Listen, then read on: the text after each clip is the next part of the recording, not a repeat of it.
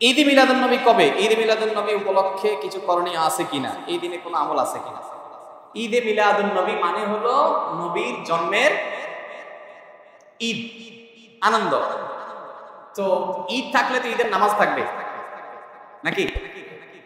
তো 12 রবিউল আউয়ালকে যদি আমরা ঈদে মিলাদুন নবী বলি, তাহলে ঈদ তিনটা হলো, ঈদুল ফিতর, ঈদুল আজহা আর ঈদে মিলাদুন নবী। তাহলে ঈদুল আজহা, ঈদুল ফিতরের তো নামাজ আছে আমরা জানি, ঈদে মিলাদুন নবীর নামাজ কখন আছে? কোন নামাজ নাই। তো বোঝা গেল যে আসলে ঈদে মিলাদুন নবীর নামে কোন ইবাদতের উপলক্ষ, কোন অকেশন ইসলামের শরীয়তে কোথাও।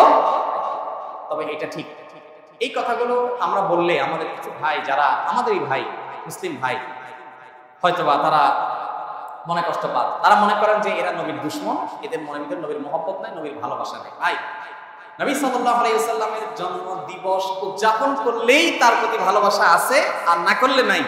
এই যোগ বিয়োগ করা, এত সহজ শর্টকাটে হিসাব করার ক্ষমতা আপনারা কে দিছে? এই অধিকার আপনাকে কে দিছে? ব্যাপারটা এরকম হয়েছে যে দেশের প্রতি আমার ভালোবাসা আছে কি? আপনি আমার দল করেন, তাই আমি বলবো আপনি দেশপ্রেমিক। আপনি আমার দল করেন না, তা আপনি দেশদ্রোহী। ব্যাপারটা সেরকম হয়ে গেল না ভাই? আমার দেশপ্রেম জাহির করার জন্য আপনার দল করে তাই প্রমাণ করতে হবে? এটা যেরকম অযৌক্তিক, ঠিক একইভাবে নবী করিম সাল্লাল্লাহু আলাইহি ওয়াসাল্লামের জন্ম দিবস উদযাপন করে তার প্রেম, তার ভালোবাসা জাহির করতে হবে, এটাও এরকম অযৌক্তিক। দেখুন, আমরা একটু ঘাটাঘাটি করি ভাই, আজকাল তো আলহামদুলিল্লাহ অনেক সহজ হয়ে গেছে। আপনি একটু অনলাইনে একটু সার্চ দেন, জন্মদিবসের জন্ম কবে, জন্মদিবস উদযাপনের জন্ম কবে। পৃথিবীতে জন্মদিবস উদযাপনের এই কালচার, এটারও তো জন্ম হয়েছে নাকি? নাকি আদম আলাইহিস সালাম থেকে শুরু হয়েছে? এটাও তো শুরু হয়েছে। একটু ঘাটাঘাটি করে দেখেন, আপনি অবাক হবেন। খ্রিস্টানরা পর্যন্ত তাদের ধর্মীয় ভাবে জন্মদিবস উদযাপন করাটাকে তারা নিষিদ্ধ করেছে। আমরা যেরকম ফতোয়া দেই না, খ্রিস্টানদের ধর্মের মধ্যে ফতোয়া আছে জন্মদিবস উদযাপন করা যাবে না। কারণ এটা যারা করেছে পেগানরা, প্রকৃতি পূজারীরা, তাদের সাথে বিশ্বাসগত বিশাল সংঘর্ষ আছে কাদের? খ্রিস্টানদের। কালের আবর্তে খ্রিস্টানরাই এসে সেটা আবার নিজেদের গায়ে ধারণ করেছে। তারা এখন তাদের নবীর জন্মদিবস উদযাপন। আমরা মুসলমানদের অনেকে বহু পরে এসে, মিশরের এক শাসক, তিনি এসে চিন্তা করলেন খ্রিস্টানরা তাদের নবীর জন্মদিবস পালন করে, আমাদের নবীর জন্মদিন আমরা পালন করলে সমস্যা কি? এই শুরু করলেন তিনি, এবং তারপর থেকে এটা শুরু হয়ে গেল। ডক্টর আব্দুল্লাহ জাহির রহমাতুল্লাহ রাহেবেলার বইতে বিস্তারিত ইতিহাস পাবেন পড়ে। তো আপনি একটু অনলাইনে সার্চ দেন না, তাহলে তো পেয়ে যাবেন জন্মদিবসের উদযাপনের জন্মটা কবে থেকে।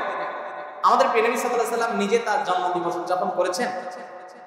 যদি করে থাকেন তো বছরে প্রতিদিন, প্রতি বছর 12 রবিউল আউয়াল তিনি বেঁচে ছিলেন 63 বছর, এই 63 বছরে প্রতিবার আসছে না? উনি ওনার জন্মদিবস উপলক্ষে এই যে র্যালি বের করা, জশ্ন জুলুস করা বা যাই করি আমরা, উনি কিছু করছেন কি? উনি নিজের ওই যে কি একটা কথা আছে না, যার বিয়ে তার খবর নাই, পাড়াপড়শির। ওনার নিজের জন্মদিবস উনি উদযাপন করলেন না, ওনার 4 খলিফার কেউ করলেন না, কোন সাহাবী করলেন না। আমরা মহব্বত জাহির করার জন্য ওনার জন্মদিন। ব্যাপারটা কেমন হয়ে গেল? আল্লাহ আমাদের ভাইদেরকে সঠিকটা বোঝার তৌফিক দান করুন। যারা করছেন তারা নবী সাল্লাল্লাহু আলাইহি ওয়াসাল্লামের মহব্বতই হয়তোবা করছেন, তাদের প্রতি তাদের যে আবেগ আছে, তাদের যে নবীর প্রতি ভালোবাসা আছে, ভালোবাসাটাকে আমি শ্রদ্ধা করি, কিন্তু ভালোবাসা প্রকাশের পদ্ধতিটা অবশ্যই কি হতে হবে? সঠিক হতে হবে।